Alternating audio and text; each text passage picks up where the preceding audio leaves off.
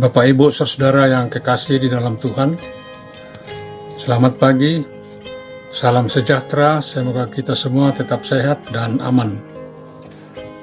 Sebelum kita memulai seluruh kegiatan kita sepanjang hari ini, saya mengajak kita sekalian untuk sejenak berdoa dan merenungkan firman Tuhan. Marilah kita berdoa. Tuhan, kami bersyukur kepadamu pada pagi hari ini, karena kami sudah mengalami pemeliharaan dan perlindunganmu pada malam yang lalu, sehingga pagi ini kami bisa bangun dengan selamat. Kami syukuri juga hari yang baru ini, hari yang Tuhan karuniakan kepada kami. Sebelum kami bekerja sepanjang hari ini, kami rindu untuk membaca dan merenungkan firman-Mu. Kiranya Roh Kudus menolong kami, agar kami dapat mengerti makna daripada firman-Mu. Dalam nama Yesus kami berdoa. Amin. Bapak, Ibu, Saudara yang kekasih dalam Tuhan, firman Tuhan yang akan menjadi bahan renungan kita pada pagi hari ini, saya pilih dari Injil Matius pasal 10, ayatnya yang ke-16. Firman Tuhan sebagai berikut. Lihat, aku mengutus kamu seperti domba ke tengah-tengah serigala. Sebab itu hendaklah kamu cerdik seperti ular dan tulus seperti merpati. Bapak, Ibu, Saudara, tema renungan kita pada pagi hari ini ialah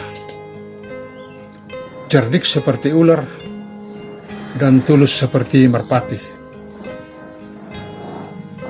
Tema tersebut adalah salah satu ajaran Tuhan Yesus yang terkenal. Ajaran tersebut diberikan oleh Yesus kepada ke-12 orang muridnya ketika mereka diutus untuk pergi memberitakan Injil atau kabar baik ke seluruh dunia. Yesus menggambarkan dunia kepada murid-muridnya bukanlah dunia yang aman, tentram dan damai, melainkan dunia yang penuh kejahatan, kejam dan berbahaya. Itu sebabnya Yesus menyebut dunia seperti ini sebagai serigala. Serigala adalah binatang buas yang setiap saat siap menerkam dan memakan mangsanya. Kemudian Yesus menyebut murid-muridnya sebagai domba. Domba adalah binatang yang lemah dan tak berdaya, sehingga tidak mungkin bisa melawan serigala yang kuat dan ganas. Bapak, Ibu, Saudara, dalam teks kita melihat bahwa Yesus menyadari sepenuhnya kelemahan, keterbatasan dan kesulitan posisi kita. Domba pasti kalah kalau harus berkelahi melawan serigala. Namun Yesus mengatakan, aku mengutus kamu seperti domba ke tengah serigala. Artinya, aku tahu kelemahanmu, keterbatasanmu, aku tahu kesulitanmu, tetapi semua itu tidak boleh menjadi alasan bagi kamu untuk mundur dan lari dari sana. Aku mengutus kamu seperti domba ke tengah serigala. Artinya Tuhanlah yang menyuruh kita dan menempatkan kita di tengah-tengah serigala itu. Pesan penting dalam teks kita ialah kita harus tetap domba, walaupun hidup di tengah-tengah serigala. Ini amat penting, sebab banyak orang Kristen yang keliru dalam memahami ajaran Yesus tersebut. Menurut mereka, orang Kristen diutus untuk menjadi ular di dalam dunia. Tidak, kita tidak diutus untuk menjadi ular, juga tidak diutus untuk menjadi merpati. Kita diutus untuk menjadi domba, domba di tengah serigala. Ada dua hal yang Tuhan tidak kehendaki terjadi atas kita. Pertama, Tuhan tidak menghendaki kita berubah menjadi serigala. Tuhan menghendaki agar kita tetap hidup kudus dalam dunia yang tidak kudus. Kita ini adalah anak-anak Allah, ahli waris kerajaan Allah. Kedua, Tuhan tidak menghendaki kalau kita menjadi mangsa dan korban dari serigala-serigala itu. Tuhan tidak mengutus kita untuk melaksanakan misi bunuh diri. Tuhan menghendaki agar kita mampu melaksanakan misi kita.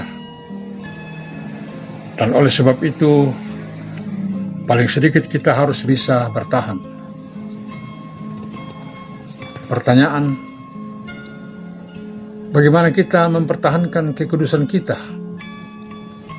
di tengah dunia yang tidak kudus? Tuhan Yesus berkata, "Hendaklah kamu cerdik seperti ular dan tulus seperti merpati." Itu resep dari Yesus. Apa itu cerdik? Cerdik adalah sikap yang ulet, tidak mudah menyerah, tidak mudah putus asa. Unsur terpenting dari cerdik ialah memutar otak, cari akal, bagaimana caranya agar bisa lolos dari situasi yang berbahaya. Kalau domba yang lemah nekat menantang serigala yang kuat dan ganas, ini bukan domba yang cerdik, tetapi domba yang bodoh. Cerdik seperti ular dan tulus seperti merpati. Artinya, dalam batas-batas tertentu, kita bersedia ikut arus. Tetapi pada titik tertentu, kita harus berani berkata tidak demi keyakinan dan iman kita. Kita menghanyutkan diri, tetapi tidak sampai hanyut terbawa arus. Kita harus menyadari keterbatasan kita. Jangan nekat menantang serigala untuk berkelahi. Bapak, Ibu, Saudara, kalaupun karena keterbatasan kita, sehingga kita belum mampu mengalahkan dunia ini, bertahanlah, agar paling sedikit dunia ini tidak mengalahkan kita. Kalaupun karena keterbatasan kita belum mampu untuk mengubah dunia ini seperti yang diinginkan oleh Tuhan, maka paling sedikit kita harus berusaha agar dunia ini tidak mengubah kita seperti yang diinginkannya. Kalaupun serigala-serigala itu tak dapat kita ubah menjadi domba,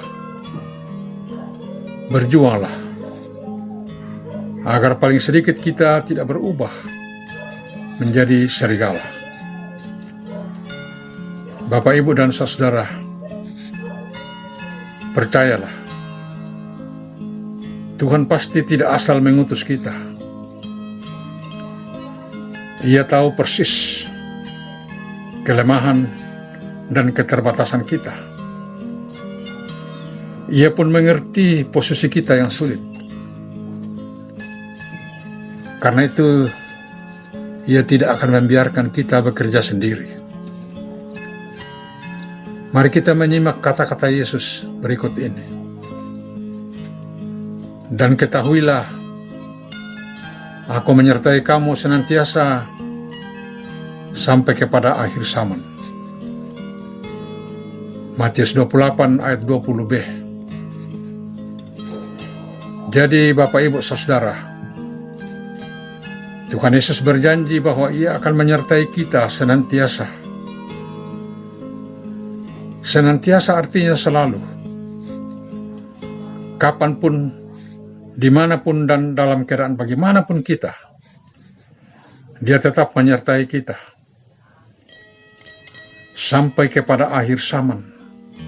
Artinya, sampai pada masa yang paling sulit sekalipun, Yesus tetap menyertai kita. Dan kita percaya bahwa kalau Tuhan yang berjanji, Ia pasti memenuhi janjinya. Jangan pernah meragukan janji Tuhan, karena Ia setia pada janjinya. Amin. Bapak Ibu Saudara, marilah kita berdoa. Syukur kepadamu ya Tuhan, Engkau berkenan memperdengarkan firman-Mu kepada kami pada pagi hari ini. Firman yang mengajar dan mengingatkan kami akan tugas kami sebagai utusan-utusan-Mu di dalam dunia.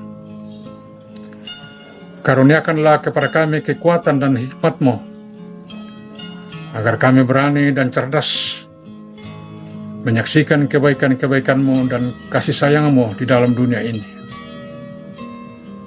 Tuhan, topanglah dan tuntunlah kami semua sepanjang hari ini, agar kami tetap kuat untuk bekerja.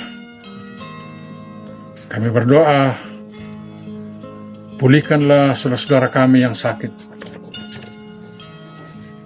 baik mereka yang ada di rumah maupun yang ada di rumah sakit. Kuatkanlah mereka yang sedang bergumul karena berbagai-bagai persoalan. Tuhan, inilah doa kami. Kiranya Engkau berkenan mendengarkan kami. Mohon ampun atas segala dosa dan kesalahan kami. Dalam nama Yesus kami berdoa. Amin. Bapak Ibu Saudara, demikianlah renungan pagi pada pagi hari ini.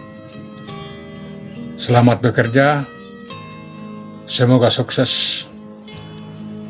Tuhan memberkati Bapak Ibu Saudara sekalian. Amin.